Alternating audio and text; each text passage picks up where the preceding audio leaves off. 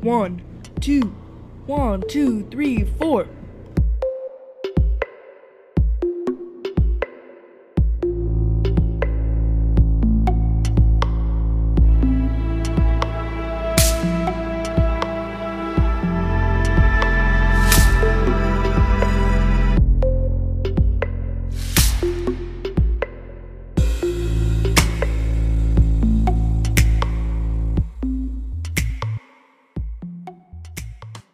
Assalamualaikum warahmatullahi wabarakatuh.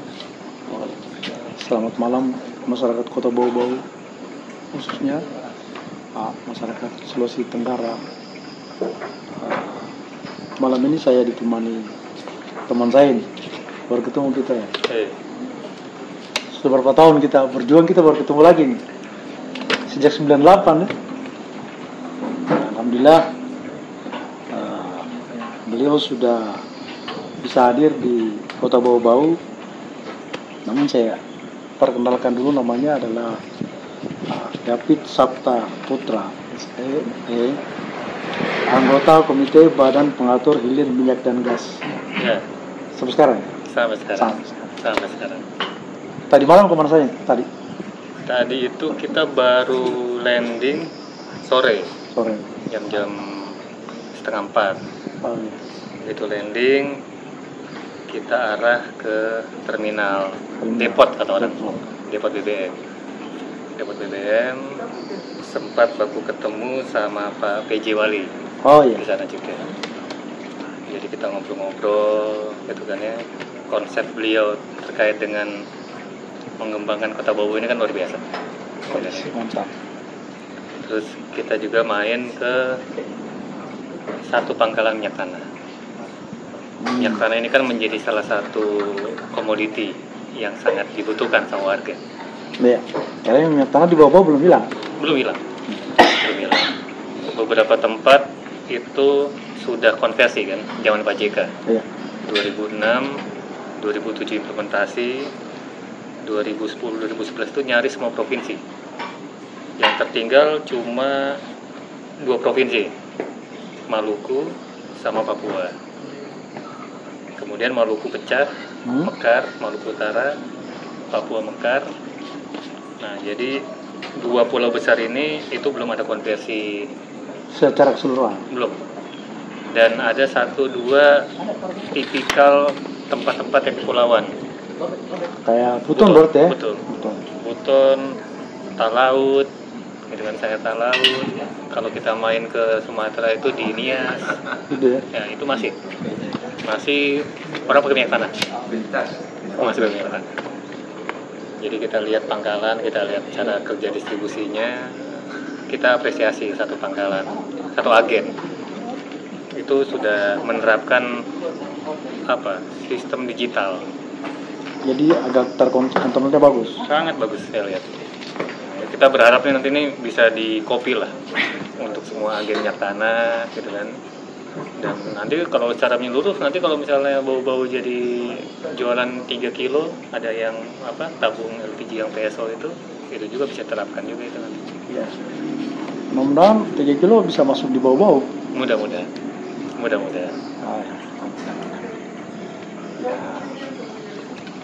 Saya mau nanya persoalan profil dulu. Boleh. Penting. Saya pikir penjelasan profil penting ini. Kita tidak tahu kan apa ada bagian dari buton kan, penting. Karena kenapa? Podcast saya sudah cukup lumayan lah kalau di Sulawesi Tenggara ya. Cuma saya belum pernah ada orang tamu dari Jawa yang ikut main. Saya juga dibilang sama Bang Ami bahwa, Ton, saya siapkan kau ini asik kayaknya, bagus ini. Satu model kayak kamu orang ini. Saya bilang sudah kebawa lah sudah. Kira-kira itu barangkali yang perlu dijelaskan sama teman-teman di Sulawesi Tenggara. Iya. Jadi Bang Tony, saya Yapit. Iya. Saya Yapit. Saya kelahiran Jakarta. Oh. Kelahiran Jakarta. Orang tua saya itu kita bilang orang seberang. Kalau bapak itu orang Buton dari Kalidupa. Oh. Kalau ibu orang campuran. Ada Minangnya, ada juga Bataknya. Jadi kalau kita tinggal dulu waktu di Jakarta itu kita tinggal di Priuk. Orang kita kumpul di sana itu? Oh, kumpul sana. Pokoknya itu semua tempat yang ada pelabuhan, nah itulah. Pasti ada gitu. Kita ada, gitu kan ya. Iya. Jadi kalau om datang gitu kan ya, tinggal jalan kaki dari pelabuhan sampai rumah. Iya. Nah, itu udah ketahuan tuh. Oh ini orang kita nih. Perambutan. Oke. Jadi terakhir saya ke Bobo itu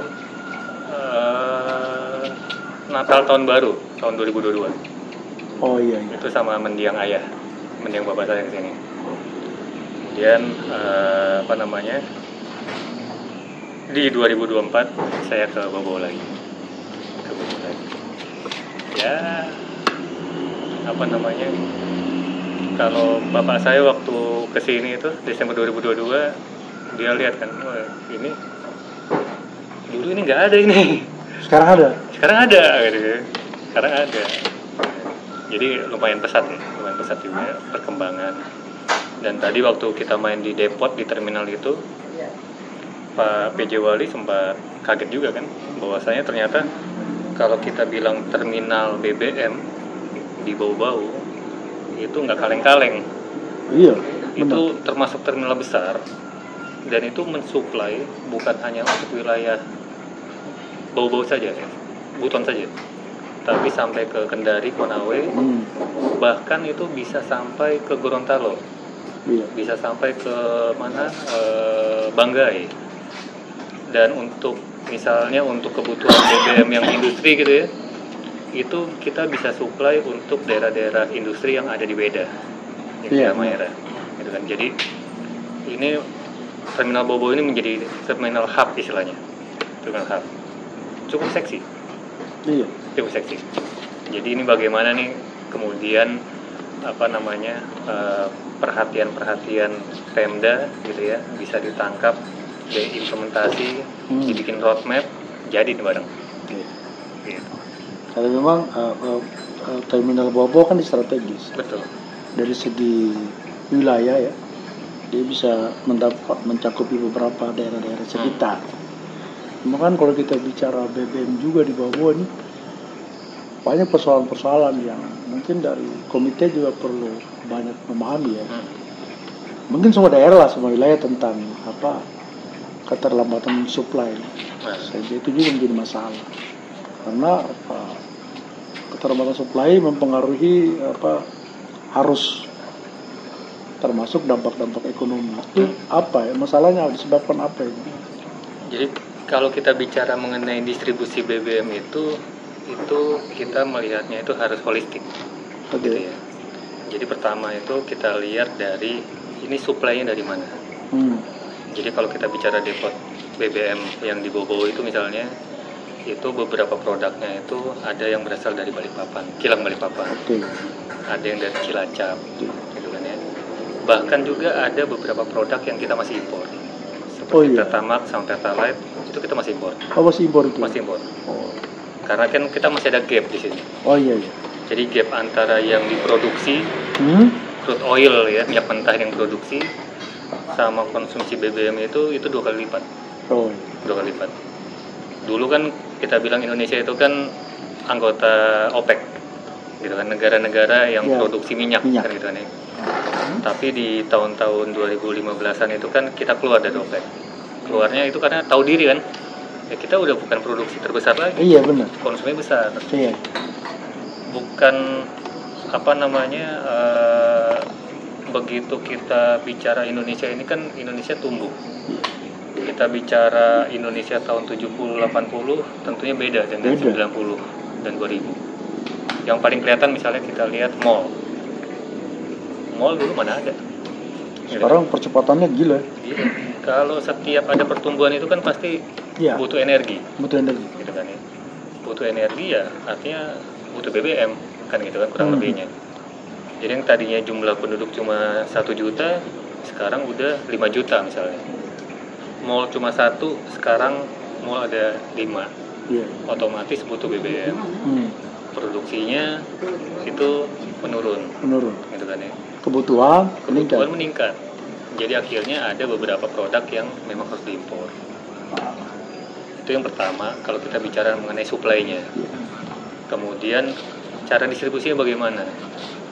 Mungkin bagi masyarakat umum lihat gampang gitu ya.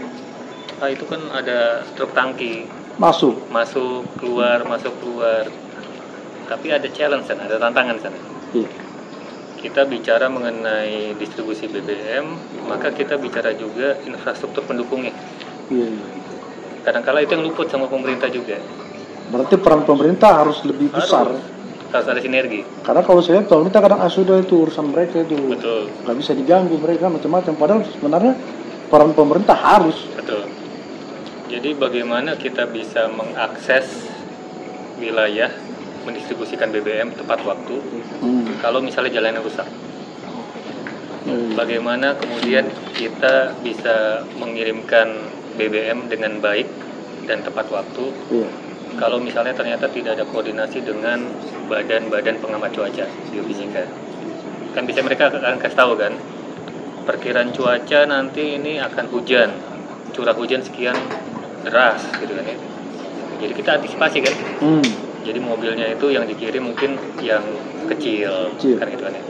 Yang seperti itu yang memang harus ditingkatkan koordinasi. Dan itu memang pemerintah punya ya. Betul. Jadi kita sudah terjawab ini persoalan supplier ini.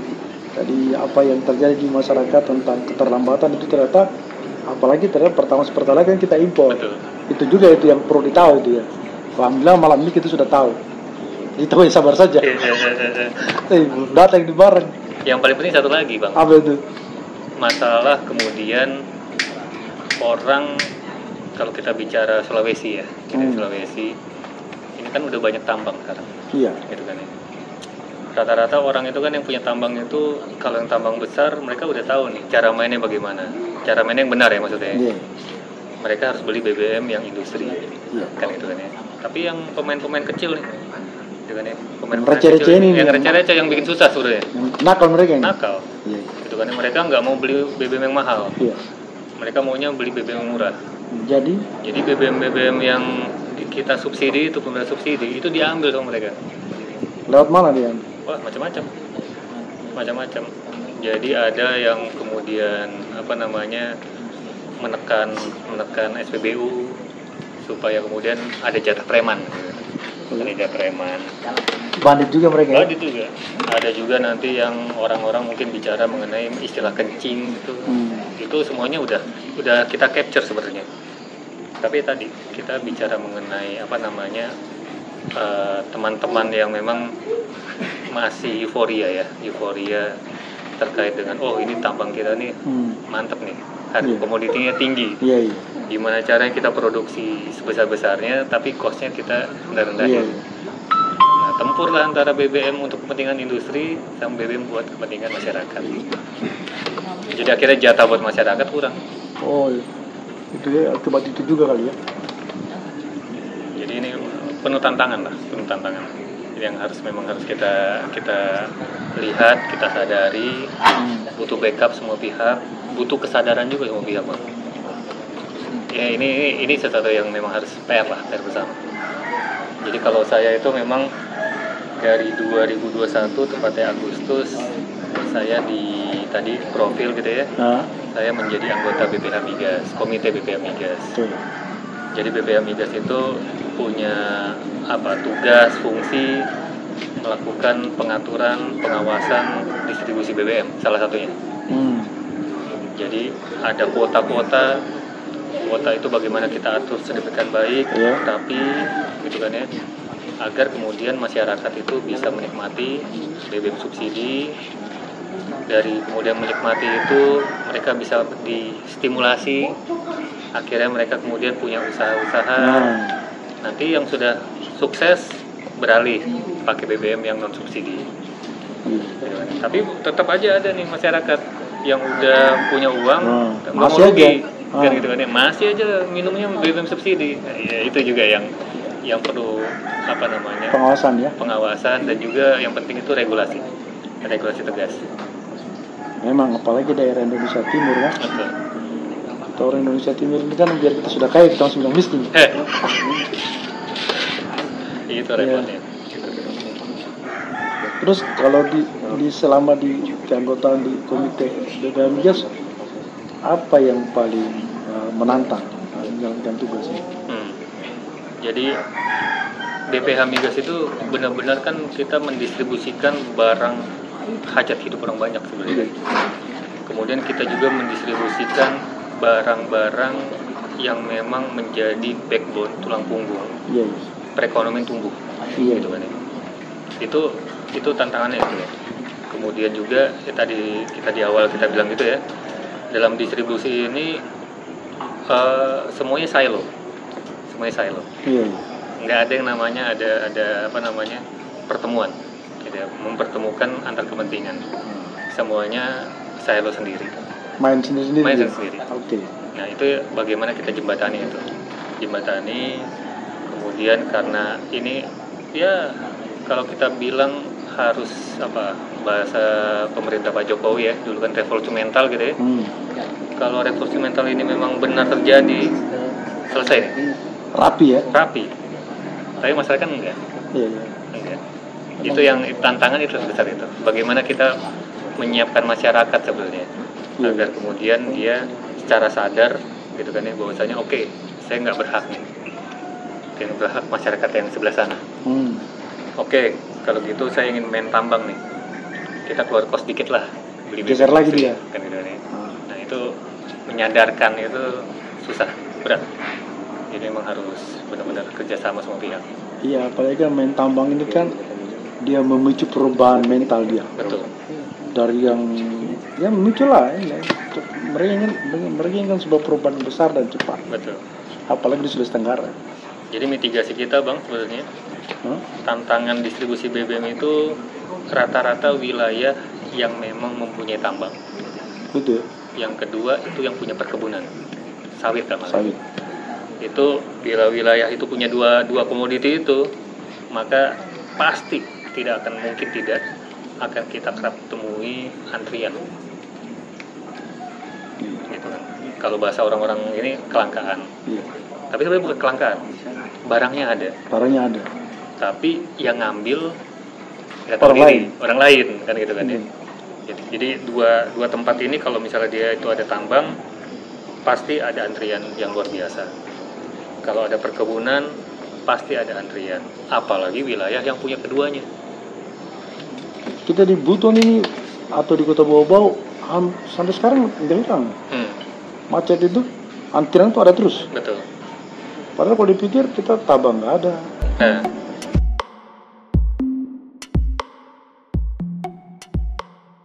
2